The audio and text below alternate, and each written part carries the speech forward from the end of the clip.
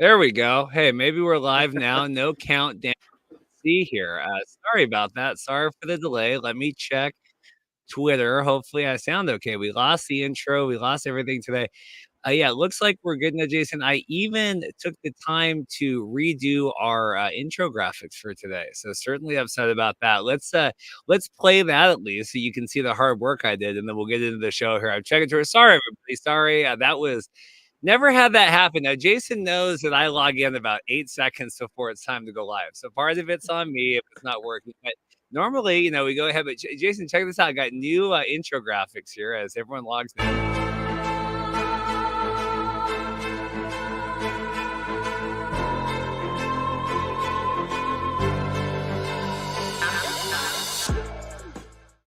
So there we go. Got the new logo, everything on here. We'll see. I don't know if it's on Twitter. It looks like maybe we're on Twitter here. We have a lot of that. Jason, how are you doing? I know you said you felt sick today. Not a great start to the live stream. How are you doing now? Like clean up stuff on the back end, and we'll get into all this.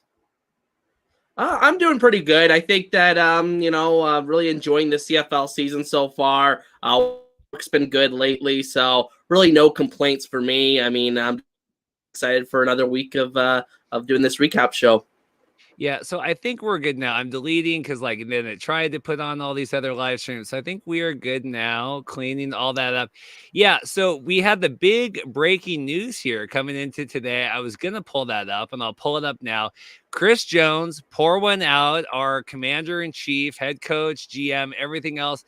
Jason, what did you make of this? Came out, you tweeted, you said, what a perfect time for us to go live here. CFL Week 6 recap, if I haven't gotten all that today. But here we have the news. Chris Jones has been relieved of duty. G.R. Simon's going to be the interim GM. Jarris Jackson going to be the interim head coach. We expected this to happen. I think Andy Murray is probably doing backflips right now somewhere in San Diego. What did you make of this? I mean, 5 weeks in, I think time is time, right? Yeah, absolutely. And you could have argued the time would have been maybe even last year, given how the disastrous results have been for the Elks the previous couple of seasons. So, I mean, just the way that they've started this season, I think that, every game has been close. And I think that when you lose tight games, I think it's more of a reflection on coaching than it is anything. And I think at the end of the day, the Elks just made too many crucial mistakes in winnable situations to start this year. And that's ultimately why Chris Jones ends up being fired today. And I mean, the previous couple years, you could have argued that they didn't have like the talent necessary to win CFL games, least be competitive with most teams in the league. But this year, it's quite clear that is different. It's quite clear this team is improved from the last couple of years, at least, looking at them from a week-to-week perspective. But at the end of the day, Chris Jones just did not get enough wins in his 3 years with Edmonton. I believe 8 wins in 3 seasons, or 2.5 seasons, I should say, at the helm of the Elks. Yeah, and obviously, we kind of got into all this with the salary cap issues, and we're going to have, Chris Jones do both of them. I saw Farhan tweet out that the expected would be, the expectation would be for that to be split here moving forward. I think that was part of it, right? Was probably a lot of stress and many hats being worn by Chris Jones on that. How much do you attribute that to versus playing Trey Ford, other things? I mean, was it just Chris Jones had too many things going on? Like, what do you attribute kind of their lack of success or his lack of success? Well, I think sometimes the game just kind of passes you by. And I'm not saying that Chris Jones is an old coach, but 10 years ago, he had a lot of success as a head coach in this league. But ultimately, I think, at the end of the day, they just didn't put together enough, good enough game plans at the end of the day to be able to string together enough victories. Because, like I said, they look like a much improved team this year. They're moving the ball much better on offense. But I think, the defensive side of the ball, which is Chris Jones' specialty, it never really came together over the last few years here in Edmonton, and that's a huge reason why he finds himself without a job today. Obviously, the breaking news here coming in and all this now, of course, is my neighbors decide to mow their lawn and edge everything right now. Do you expect McLeod, we move forward with that, right? Obviously, this is early to tell for that, but there's still so much money tied into that. I know that, John Hodge and that we're doing the free trade forward. I like to take credit. I think I had the timestamp. I think October of last year. I think we kind of started that hashtag. But do you think that this changes anything in the immediate, or is this more like I don't know what you can do here where you saw McLeod and kind of the offensive line and everything else they have? Like, do you see any immediate change coming from this? I think in the next couple of weeks, no. I think that McLeod is probably going to remain the starter there in Edmonton. But if they continue to see this losing trend, if they go to 0-7, I think they have nothing left to lose at that point. Throw Trey Ford in there, and you're looking at it pretty much another lost season there in Edmonton. But no, I think McLeod, he's been kind of a mixed bag so far this year. But in general, I felt like he's played well enough in most cases for them to have to win. But, at the end of the day, I don't think, like I said, they're not making the key plays necessary late in games. I mean, we'll get to the game itself from last night, but this was probably the worst of all the Edmonton losses over the last couple of years, just from, the mistakes that they made and the way that they battled back in the game, but then they, just blew it at the last second again, just with stupid, self-inflicting errors. So, I don't expect any change in the short term for the Elks. But that question of Trey Ford, when is he going to see the field, is definitely getting louder each week. Well, and that's the thing. And it was funny because you were messaging me. We were out yesterday. I had a wedding on Saturday. And so we weren't watching. I wasn't watching the game live. I caught up on everything today, but wasn't watching the game live. And I was like, man, I saw what was it, Edmonton? What was the right? Am I turned around here? Yeah, Edmonton losing to Ottawa, right? Like the walkout field goal kick and all that. I didn't realize how close it was, right? And how they had battled back and then kind of seeing that. And we had the pound out of bounds and then they got the field position, all that stuff. Because I saw a lot of what I did see a lot of last night was a lot of this narrative around, them falling apart again. I agree with you. Losers lose, losers find a way to lose, right? And so, they're involved in this and you're always going to find a way to beat yourself. But I also see this like, well, McLeod, he is demonstrably better than what Trey Ford would be or that. And to me, it's never an apples to apples of like, well, if Trey Ford, like, is he going to beat out McLeod in a quarterback battle? But it's what have we invested in the McLeod? What have we invested into the money of that? If you had taken that, time and energy, money, invested that in a better offensive line, in better defense, whatever you think the holes that Edmonton has, that to me is the thing where I would like to see is it's not Trey versus McLeod. It's what is Trey on his, penny salary and not spending $500,000 on that. I don't know. Cause that's 400 whatever thousand, that you would be able to spend on the rest of that team. Are we kind of do you agree with that? Are we kind of on the same page there? Yeah, it certainly could have helped them, especially on defense. I think that, they lost a couple of really big-time players this offseason, AC Leonard and Jay Serezna, who they traded to Toronto. So, I mean, they just didn't have enough talent on that side of the ball to really give Chris Jones much of a chance in getting this defense coached up. I think, a lot of it is his doing, obviously being the general manager, making those personnel decisions. So, in a way, it was the manager Chris Jones that screwed the head coach. So I think ultimately they just didn't do enough in terms of allocating the proper resources. And I agree with you that it definitely could have been a better use of resources there in Edmonton to spread that around more and maybe go with Trey Ford or a cheaper option at quarterback this season. But again, you could look back at last year. They went kind of more of the cheaper option with Cornelius and tried to surround him with better talent. That didn't necessarily work. So, I mean, I'm leading on the side of this team being sort of a cursed franchise. I mean, I don't like to believe in curses, but at the end of the day, there's just so many things that have gone wrong for this team, and it's just so tragic watching this team every single week. Yeah, I saw it last night as well. Kind of, we're back on this the name change and everything. I'm like, oh my god, we're 3 years. I'm so tired of that. It's just been such a long. Chris Jones is the curse of this team, or the lack of awareness and trying to figure out it. Like you said, trying to make it work with Cornelius, paying him too soon. Were we worried about the XFL? That was kind of the rumor I had heard. He was worried they were going to go back. I don't know if the XFL back, what was that, 2023 was interested in that. And then now this Trey Ford debacle and the McLeod thing. You can't. there's always this mentality with these teams like, well, you're just a quarterback away, but not every team is just a quarterback away from being, trying to be a Grey Cup contending team. I mean, you look at Hamilton here. And so I think we're learning that, like, yes, you can buy a quarterback, but you still might need many, many, many other pieces besides that. Yeah, I think this whole team is just a lesson in team building and how not to do it. I feel like, even if you look back before Chris Jones, this team was struggling before Chris Jones when they had Jamie Elizondo that one disastrous year. He spent as head coach there. So, I really don't know what's the solution for the Elks going forward. They're kind of in no man's land with a 36-year-old quarterback and, just kind of a flawless not flawless, a very flawed roster. So, I don't know what they do from here. It's going to be an interesting rest of the season. It's clearly not a talentless team, especially in comparison to the last 3 seasons. I like a lot of their players, especially on the offensive side of the ball. And like I said, they've been able to move the ball a lot better, score a lot more points. But, I just don't think that they have the it factor needed to win games.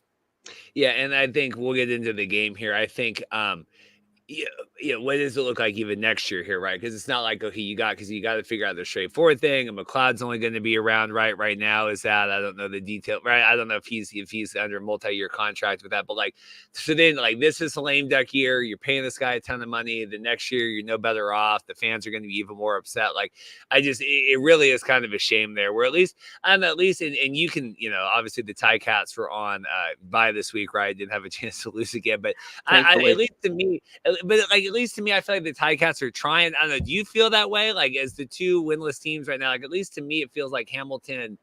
I don't know. Maybe you get something out of the backup moving forward, and we finally move on from Bo. How are you feeling long-term trajectory of Edmonton versus Hamilton right now? Or you know what I'm saying? Well, with Hamilton, it's more of the the fact that they haven't won a Grey Cup in 25 years. That's just constantly hanging over that franchise's head. But we have had respectable seasons in recent memory. The last 4 or 5 seasons, I think we've all been over 8 wins. So 8 wins or above. So, at least they've been a respect in the last handful of years. Edmonton has just been the complete opposite of that. It's just been kind of, just no hope that they've given their fans over the last few seasons. I think it's quite drastic from perspective. Obviously, Edmonton has a lot, better of a history in terms of winning Grey Cups, winning one as recently as 2015. But even that seems like a long time ago now.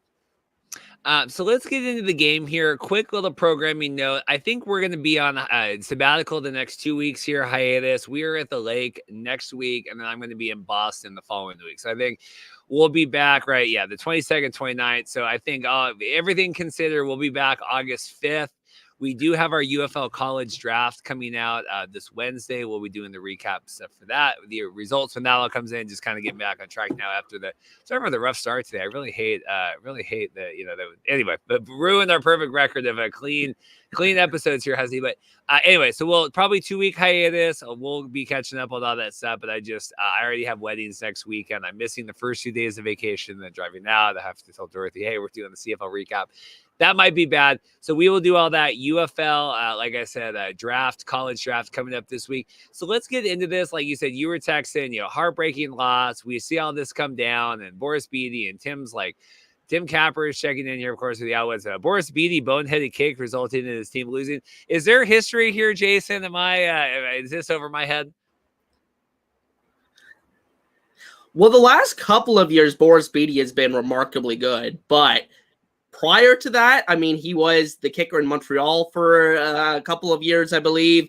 Even his first year in Toronto, I think he was a little bit shaky. So, I always think about him as kind of like a wild golfer. You never know exactly where that ball's going to go. He's going to hit it far, but you just don't know exactly what direction it's going to go. And that kind of Boris Beatty's kind of returned this year in Edmonton. And I can't say I'm surprised just because the luck of this franchise, and the player that Boris Beatty has been in the past. But, I was in favor of that signing. I really thought that that was a really good signing for the Elks. But the results on Sunday were really brutal. He missed a 31-yard field goal with a chance to tie the game.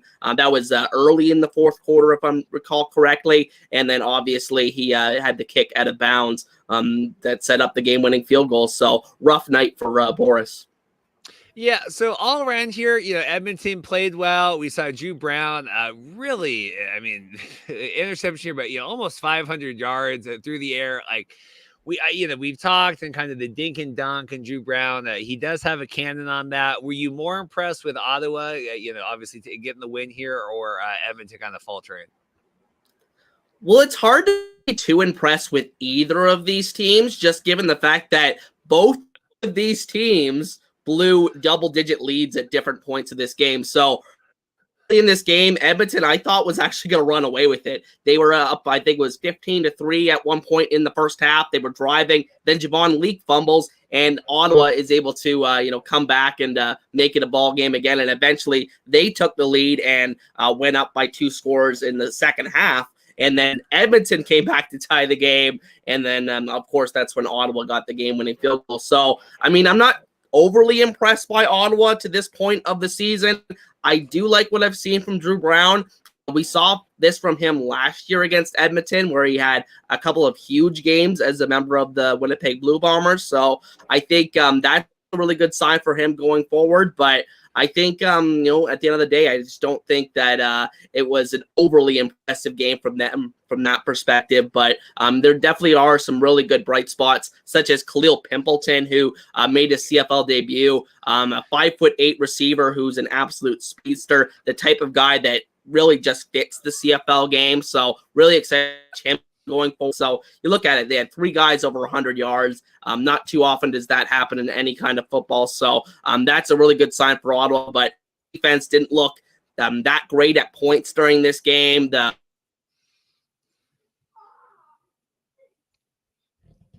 we lose Jason? So we'll have to see how they continue to look going forward.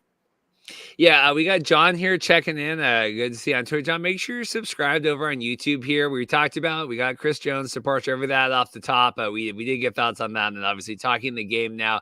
Yeah, it was funny because we, last week we were talking, or I was, the Ottawa lack of kind of a wide receiving room here. Obviously, them coming to life right here, right? We've seen the resurgence of Dominic Grimes. I will say a couple things. The walk-off win, I watched it many times last night on Twitter, and obviously watching the game today.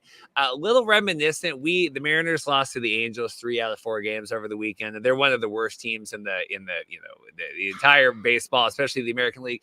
And that when they beat us, they had a walk-off home run on Friday night. And it was a little bit of this celebration where, like, we've won our World Series, like, on July 12th or whatever it was. It felt a little bit like Ottawa, like, we've won our Grey Cup. Like, Bob Dice was, like, coming off the sidelines, like, woo! And it was Lewis Ward. All that with the walk-off field goal. I will say this, Khalil Pimpleton, if there was ever, God put this man's on the earth with this name to have Dustin Nielsen call him, right? Like, if there is not, like, Khalil Pimpleton running down the side. I was like, God is good to him. Where the heck has he been all year? Like you said, this is his first game. Dominic Grimes, we get rid of the milk cartons. We don't need to find him anymore. But, like, to me, yeah, to get him involved here, Dominic Grimes, after we've talked about this for weeks, what the heck's going on with him? And then this Pimpleton, you say, did he just get elevated up? What's the deal with that? Yeah, so I'm not too sure too much about his background. I know he had a very good college career, I believe, as primarily a special teams guy. But I think the reason why he got into the lineup here was due to an injury to Braylon Addison. Braylon Addison, one of my favorite players. I mean, this guy was like the same jersey I have right now from when he played for the Ticats. So, obviously replacing him, and that's how he got into the lineup. But yeah, super impressed by him and what he was able to do this week for Ottawa. Yeah, I mean, he just like, where the heck was this, like 480 yards with Chris Jones and all of that? Oh, here we go, John. We're hopping over there. There we go. That's what we're making conversions today. That's what you call it, converting sales. That's what we do here on the Marcast.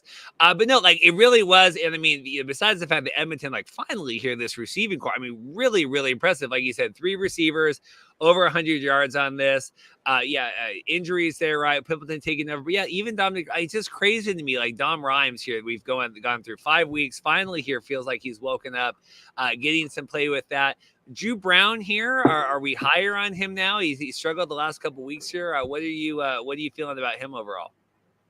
I think in general, I'm the arrow is pretty much up on him. I think that like the accuracy I really like from him. I think he's willing to take enough deep shots down the field, which is really required in the CFL game with the limited amount of plays you have. I think you need to be willing to take risks, and he definitely is able to. He's one of those guys that can really judge when to take risks and when not to, because you look at his touchdown interception ratio so far in his CFL career, it's definitely impressive. So I really do like Drew Brown and what he's brought to the table so far this season. But again, it's against the Elks, so I think that secondary is pretty poor in Edmonton. So we'll have to see how he does against the other teams in the league, most notably against the East, because like I've said before on this show, that's usually where the Redblacks have struggled the last couple of years, against Eastern opponents. So at the end of the day, I think that's where we're going to look and see if we see that performances continue for Drew Brown. Yeah, we saw some crumb sanity in there as well, getting that. I don't know. I mean, to me, Ottawa, I mean, obviously the standings, I got that here, and not, I mean, alive here, 3-2. Obviously, Ottawa, or excuse me, obviously Toronto getting the win over Montreal. I see Tim is still a little chipper here, maybe not as chipper today with the Alouettes. So we can talk about that. That might be an asterisk, the Caleb Evans loss and kind of all that stuff. But I don't know, Ottawa 3-2. I am as high on Ottawa right now as I've been since we've covered this podcast. I mean, is that hyperbole here? No, I think that's completely reasonable to think that, because, I mean, this team has not shown much hope over the last few years. But this year it feels like, I mean, you had that little blip last year when they had Dustin Crum merge onto the scene. He had that mini 2-game run where he looked really good. But this year, I think they've started off very well. This week they have Edmonton again, so I think they have another chance to pick up a 4th victory here, and that would be huge, because I believe this team has not had more than 4 victories in a season since 2018. So, I mean, even matching that total in week 7, I think that would be absolutely huge for this franchise. John said, we'll obviously talk BC Lions here. He says he was present at the Lions-Sask game, an entertaining match. I was filming the wedding ceremony in about 90-degree heat on the top of a mountain. I went and got a glass of ice water and was holding it against the camera to keep it cool. It was so hot. So very different lifestyles that we had on Saturday. Would have much rather been sitting on the couch watching that. But I watched that today. We'll get to that. But very, very exciting. I'm very high on the Lions as well with all this.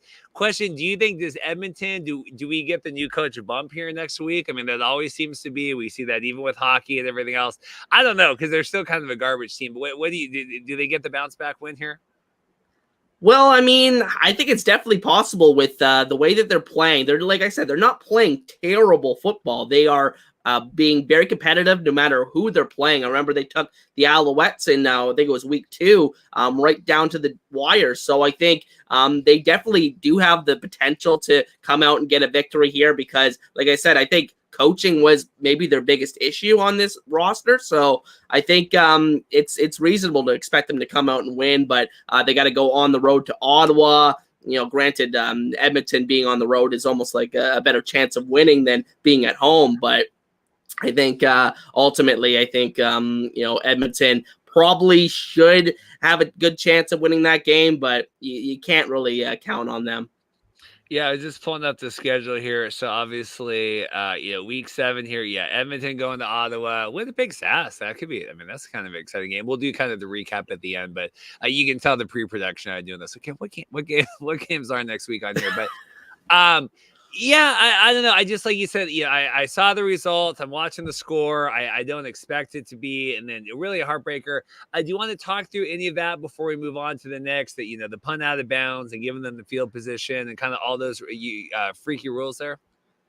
Yeah, the shock value of it was just insane. Like, how is this keep on happening to this team? How did this team keep on finding new ways to lose? I think that's the only thing I take from it. It's just mind-blowing to me watching this team each week and seeing them find and invent new ways to find a way to lose the game. So, I mean, like I said, not playing terrible football, but they're certainly not playing winning football, and that's really what matters. All right, let's get on here. This to me, and I thought like we were saying off the top, kind of when we were getting through all the technical issues at the beginning of the show.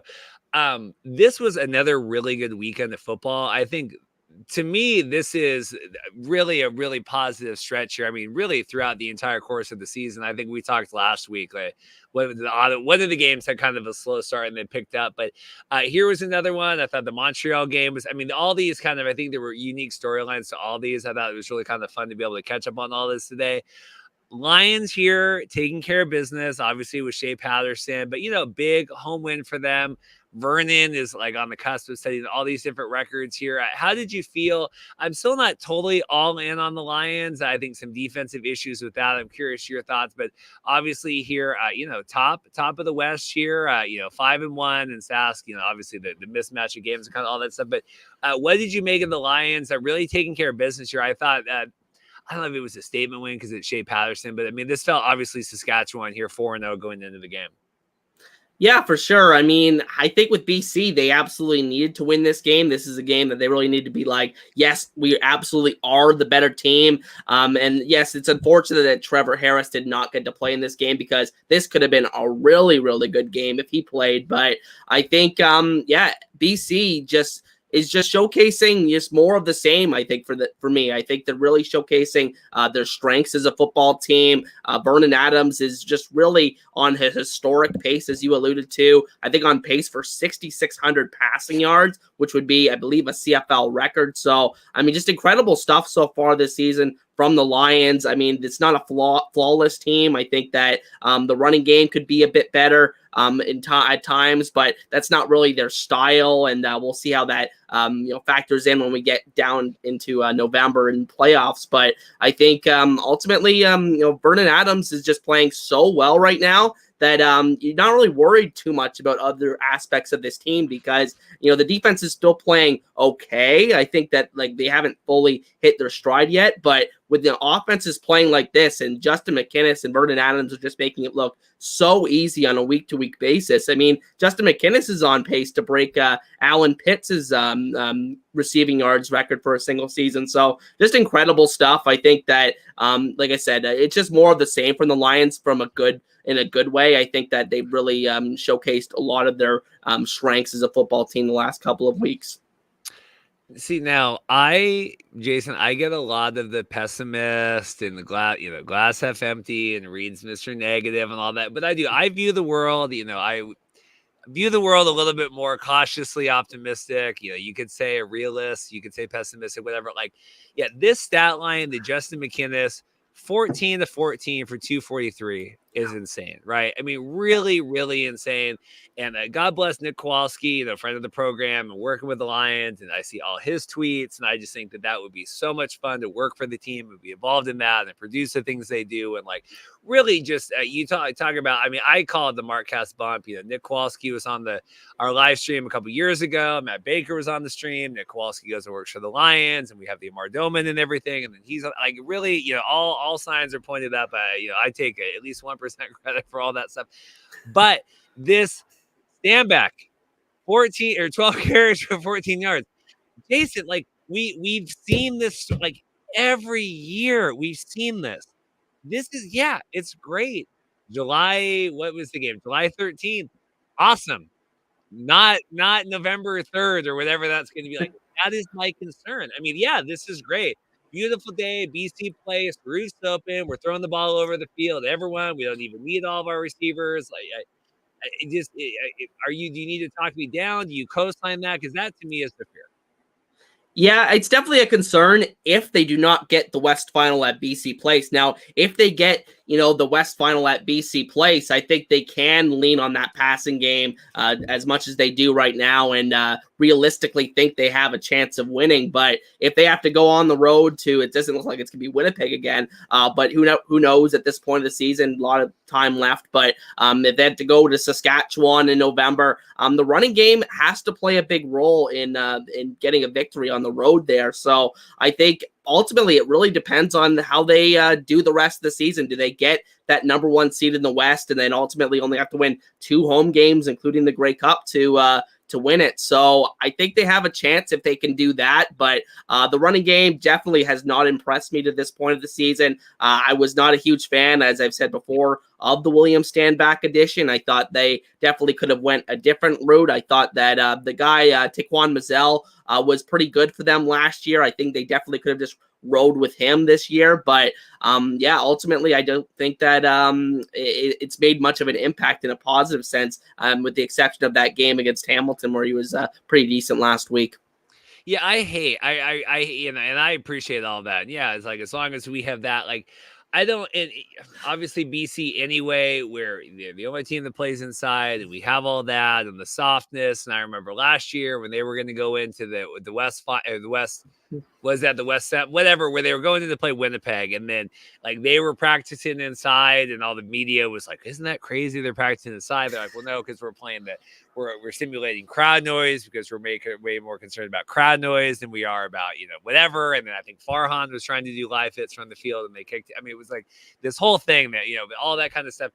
Like I don't like that asterisk. Like I think it was Jared Goff, like he signed his contract with the Lions. They're like, Jared Goff, whatever he plays, when he plays inside, it's X amount better than when he plays. And like he's playing 14 games inside, whatever the crazy number was, because obviously with Detroit and everything. I'm like, I hate that it's not all apples to apples, right? You have all these discrepancies. And like, obviously Sean White, even as the kicking game, and he eclipsed Paul McCallum last week, and now has kind of extended that streak going like, well, that's not the same as Castillo kicking in Winnipeg. I mean, there's all these different, but this is just a recipe for disaster. I hate to be like on the negative Nancy right here, but I'm very high on BC, but this scares the crap out of me.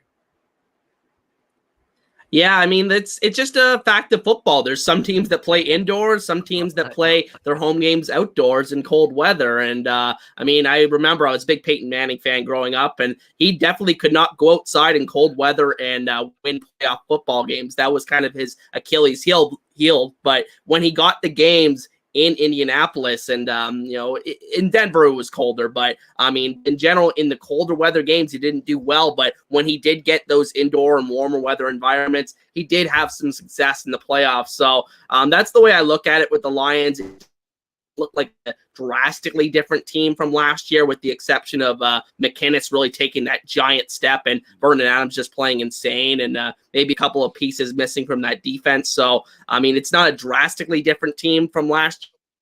So I don't think they're just magically going to be able to, if they have to go on the road in the playoffs and win, I don't think they're going to be able to magically flip the switch and do that. But like I said, I do think this team is on pace to be the number one team in the West. They certainly should be favored at this point. It's very early in the season, like I said, but winning this game was a big terms of capturing that first place in the West. And I think if they can do that, they have as good of a chance as any team in the CFL right now at winning the Grey Cup.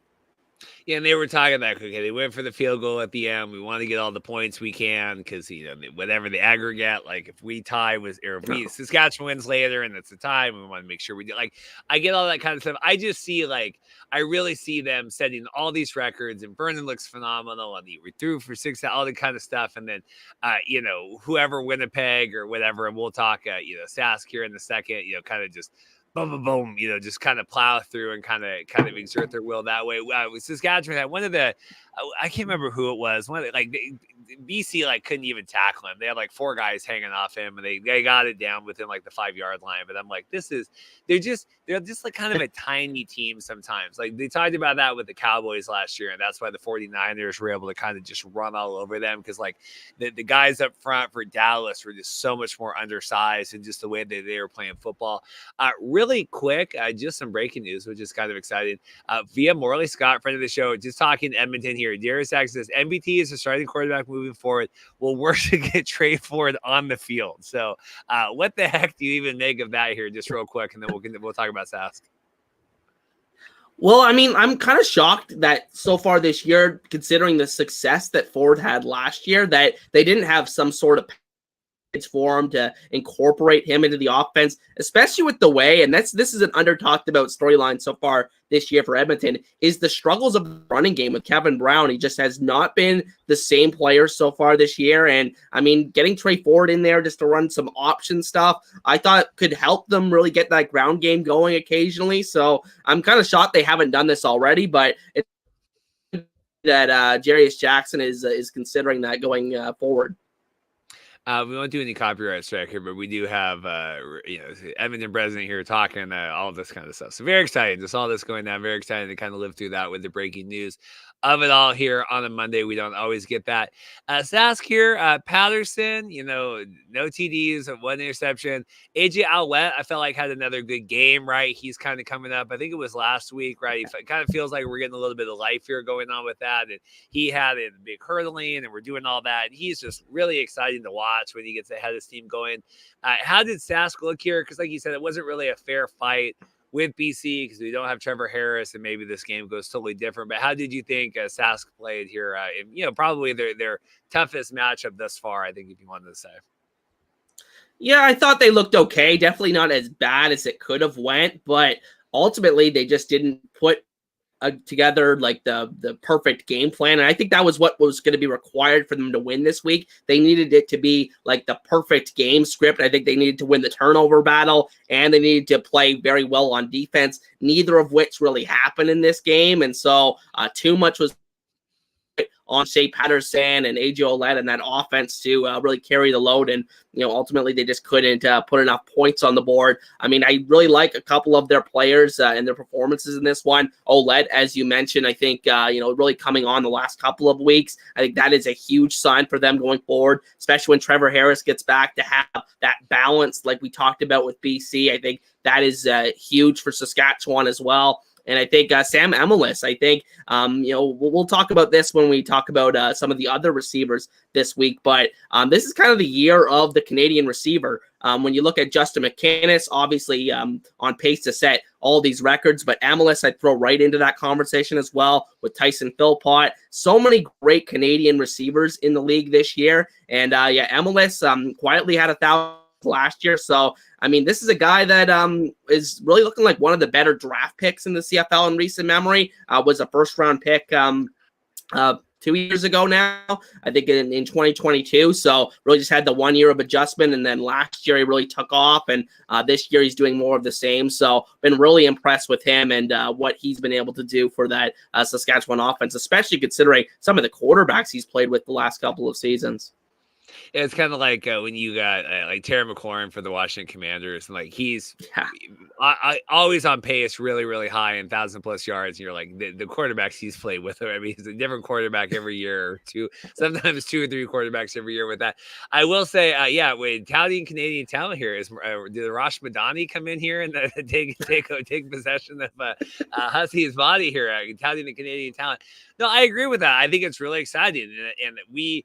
I remember even with all that CBA stuff 2 seasons ago and Gerald Davis coming on to be a Mac because all the ratio stuff. And like support and it's awesome. And these guys and like this is I was thinking about that today because obviously, the podcast and we're taking a little bit of time just off because there's not a lot of UFL stuff. We're doing the college draft and kind of everything. But like I would show anybody I know any of these 4 games this weekend. I thought that they were all like sometimes I'm a little like Dorothy comes in like, hey, what's going on? I'm like, wow, gotta catch up on this. Or maybe it's some, like we had those like Ottawa Redblacks Thursday rain games where like there's 8 people in the stands and all like I thought all these games were really exciting. People are really excelling. I think it's great athleticism. I mean, a lot of these guys right now, like you said, with Philpott for the Alouettes, all this other stuff, like really just kind of stellar work across the board.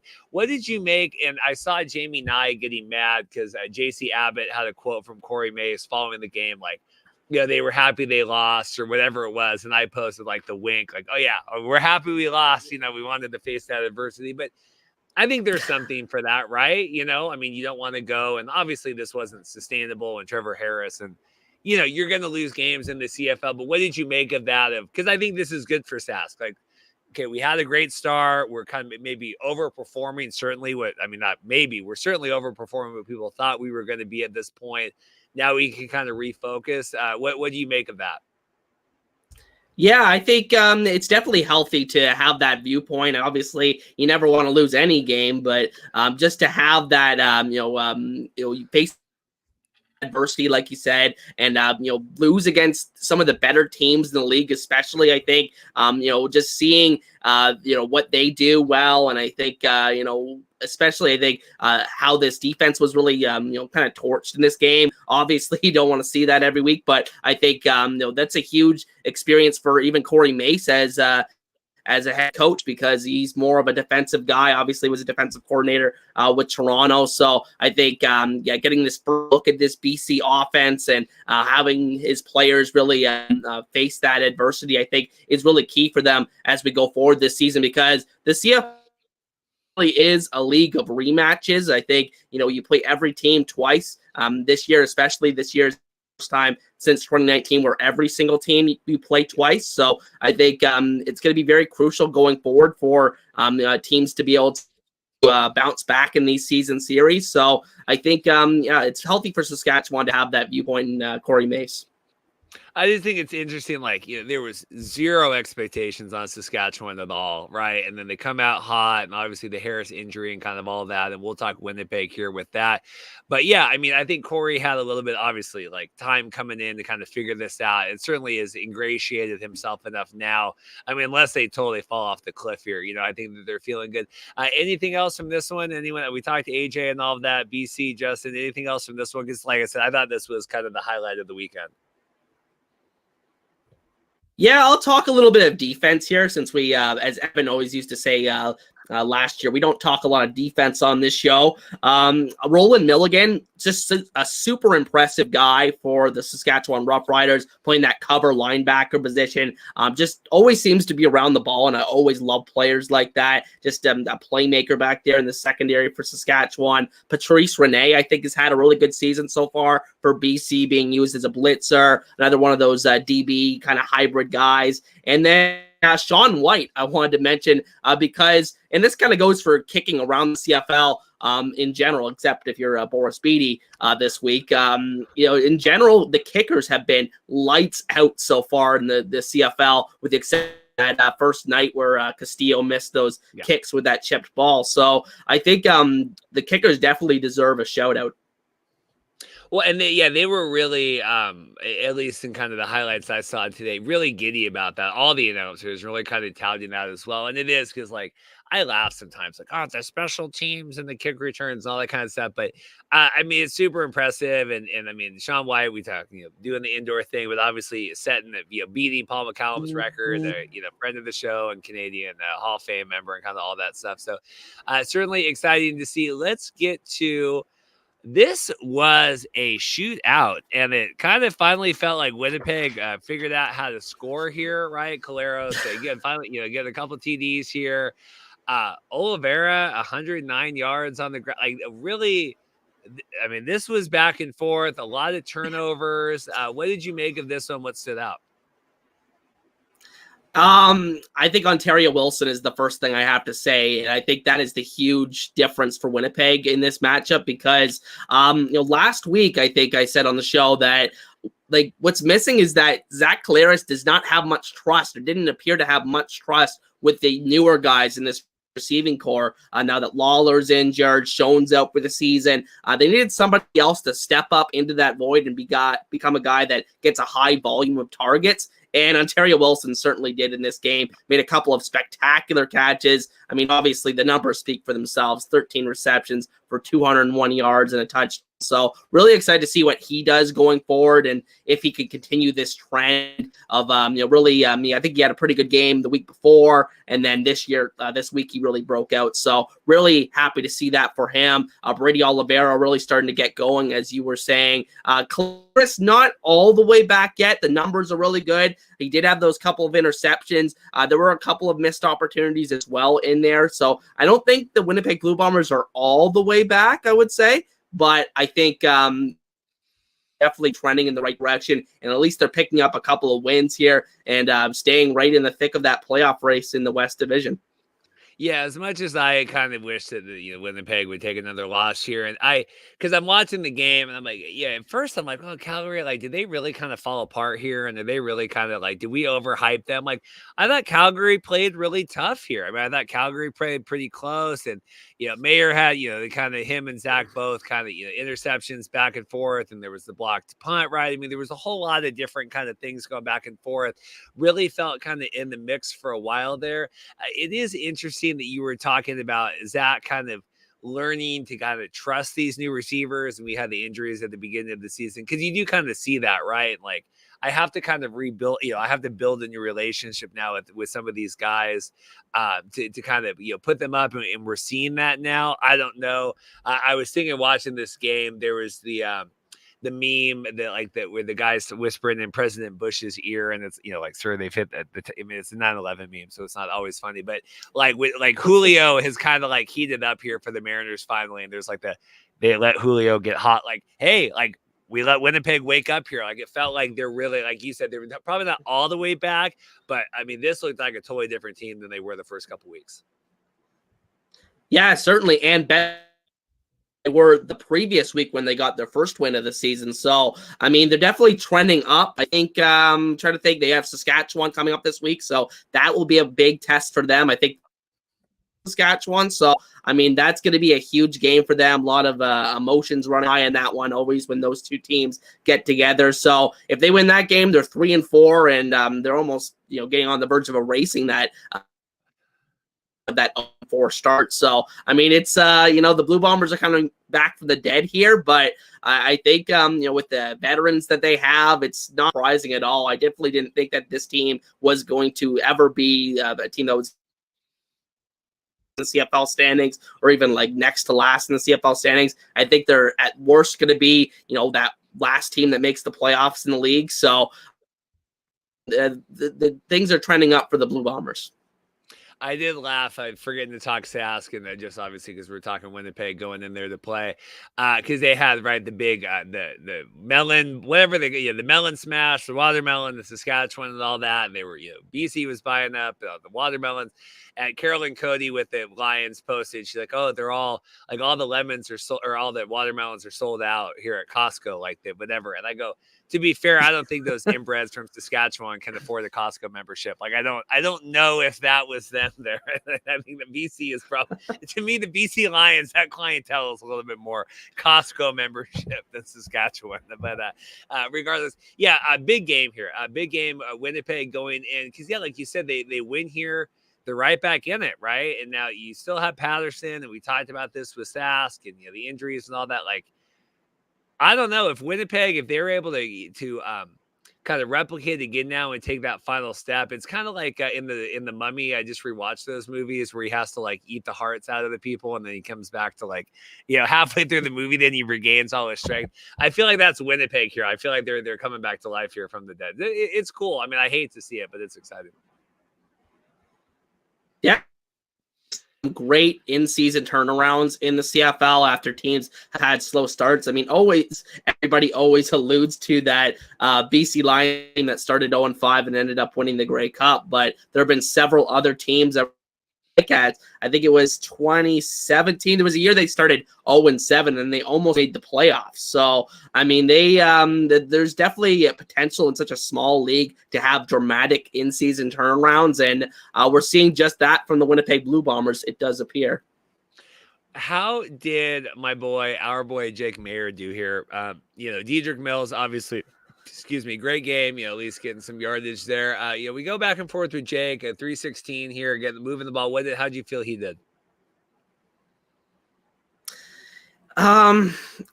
Jake Mayer is just a tough guy for me to really break down, because, I mean, I want to go for him. I mean, I've seen some good things from him in his CFL career, and you saw this in this game. I thought that he made several good throws in this game, and led this team back a couple of times where I really thought they were dead. I think Winnipeg had a 10-point lead right before the half. It looked like Winnipeg was about to blow the game open, and then Calgary scores 10 quick points to tie it before the half.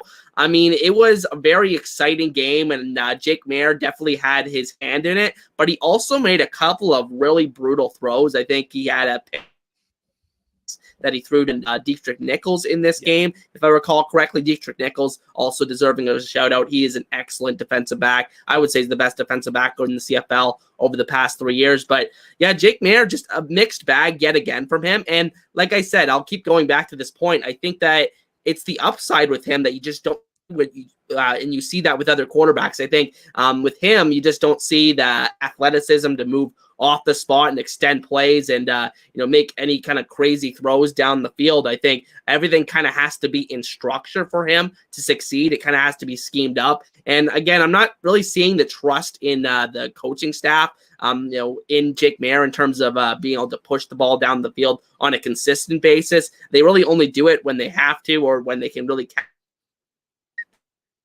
rise early in a game. So I think I'm still kind of muddied in terms of what I feel about Jake Maier going forward and or how I feel about Jake Maier going forward. I think that he's shown enough to continue in the role as the starting quarterback for this team, but in terms of being a guy that's going to be able to push this team forward and win some of these crucial games against some of the in the West Division, I just don't see it right now.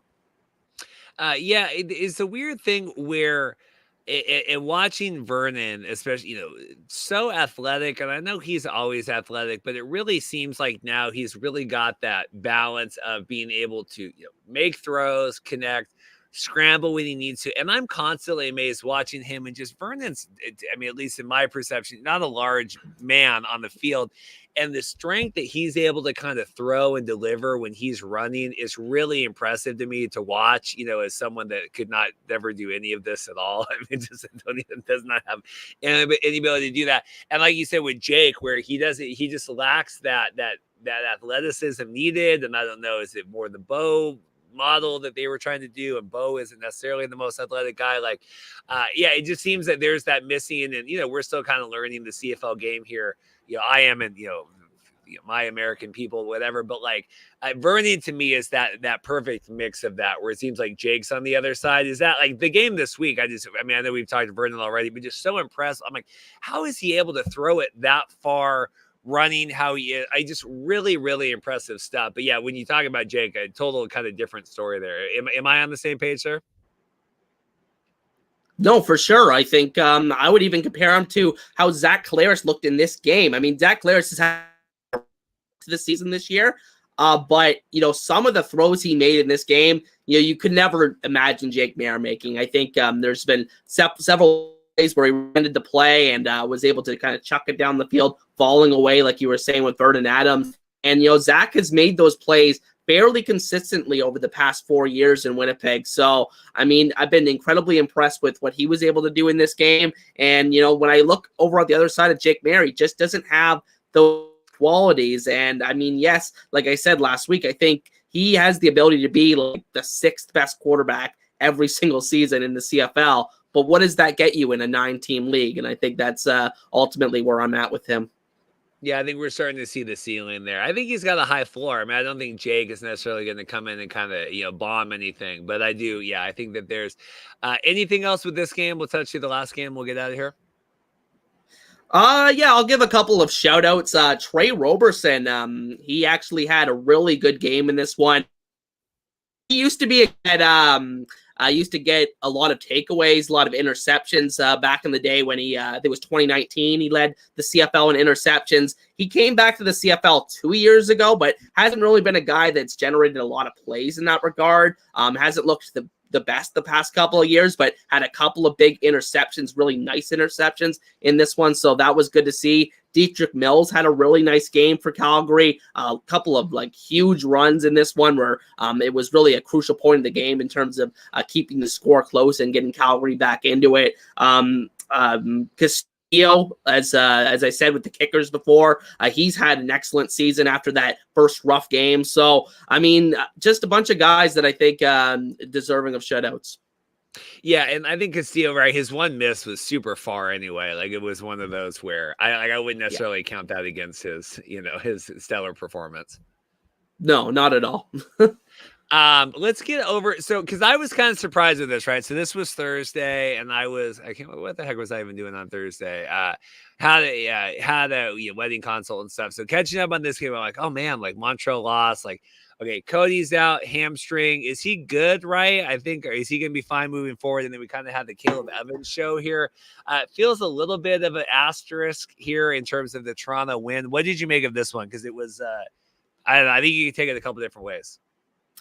Well, I think, I'm not too sure about Cody Fajardo's conditions. I'm not too sure if they've given us a full update on the extent of it. But it looked like a hamstring injury, really was grabbing the back of his leg as he was walking off. So hopefully he's all right, because obviously he was playing at an excellent, MOP type level before his injury. So, yeah, I agree with you that there definitely deserves to be kind of an asterisk with this victory for Toronto, but you can only play who you're playing, right? So I think at the end of the day, Toronto did a really good job at taking advantage of the opportunity that they were given. Janarian Grant, I think, was the biggest standout for me in this game for Toronto. I mean, he had a return touchdown in the first half, and that was right after Montreal had scored a touchdown to make it a significantly closer game, and then immediately right back to the end zone for Toronto. So that was an absolute huge play, and I think the game was ultimately over right before halftime when he did that. So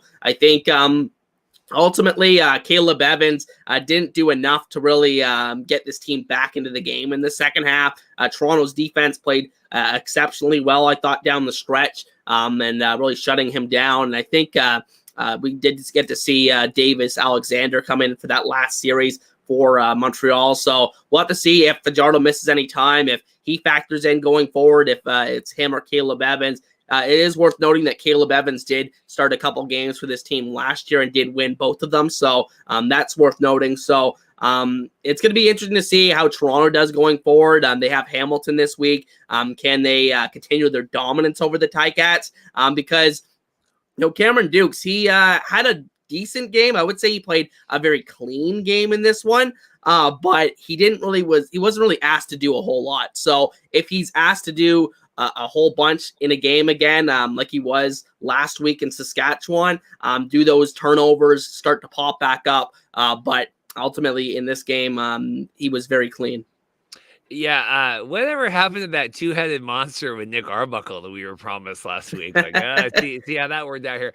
No, but I agree, because, I mean, shoot, last year, I mean, Cody was hurt, and, like, we were talking, like, should Cody play anymore? And then Cody comes back and wins the Grey Cup. I mean, like, Caleb is a pretty decent backup here, I think, to come in, where I think he's able to move, use him for more of the running short yards. But I think he can throw it and make things when it counts. I don't think the team's going to fall apart that way. Yeah, the Janarian Grant, because didn't he had a, if I don't break the web here, had a kick return last week too, right, for a touchdown, and then got one as well this week. Really impressive there. I mean, I think he's a standout. Like you said, really, when you felt like, oh my God, Montreal is getting the momentum here, comes back, shuts it down, gets a return, and kind of slammed the door on that. Didn't feel like they had any other opportunities after that. Yeah, and I mean, Janarian Grant, I'd go a step further in saying this guy is one of the best returners I have ever seen in my time watching the CFL. I'm willing to put him right there in the conversation with guys like Brandon Banks, Chris Williams, guys like that have really dynamic returners from the time I've watched the CFL. So, I mean, he was a guy that was signed late in training camp, I believe, or just before training camp. So what a signing again for the Argos. And another signing I wanted to point out is Kadeem Carey. He looks really good, much more similar to his 2022 self than what he showed last year in an injury-riddled season with Calgary. So, I mean, a couple of really great offseason additions for Toronto, and kind of buying low on those guys after a lot of their key guys from last season left in free agency. So I think that's huge for Toronto going forward, and this is still quite clearly a very talented football team. Last thing here, Tim says Davis Alexander should get the nod over Evans if Cody's out for any period of time. We'll have to see the injury that way. Any thoughts on that before we get out of here? Well, I know that Tim and Cliff have been very high on Davis Alexander. I've listened to their podcast the last few years. They've been very high on him. So, and they would know better than me, seeing them in practice all the time. So, I mean, I would be willing to see him. I think that Caleb Evans, he has a solid floor at the CFL level. I think we've seen that. And he has started games dating back to 2021 when he broke into the league with Ottawa. But, I'm always willing to see a new guy get a chance at quarterback in the league, and especially a guy that has stuck around and bought his time on the practice roster and worked his way up the depth chart. So I would be pretty happy to see him get an opportunity as well. We'll get out of here now. It should be exciting. What was I gonna say? I had something fun. I was going to, at some point, I'm gonna get a recording of some air horns on my phone, and I'm just gonna play it constantly when I talk about the Alouettes, so that you feel like you're at the game. I was gonna do that. I did get the intro rebuilt, so that is the next step, and I'll have that hopefully by the 5th when we come back on, because I just want to be able to hold that. Like, even if I do other shows, I want to just like, okay, we're at the Alouettes game. Anyway, so that'll be my goal. Jason, working through, working under duress today. Sick. Appreciate that. Like and subscribe. Give the video a thumbs up. Obviously, the CFL stuff not doing as great as the UFL. Wish more people like it, subscribe, share it, kind of all that stuff. We will be back on August 5th. We'll have the UFL college draft this week. Anything else breaking? We'll talk through that. Jason, anything else before we get out of here?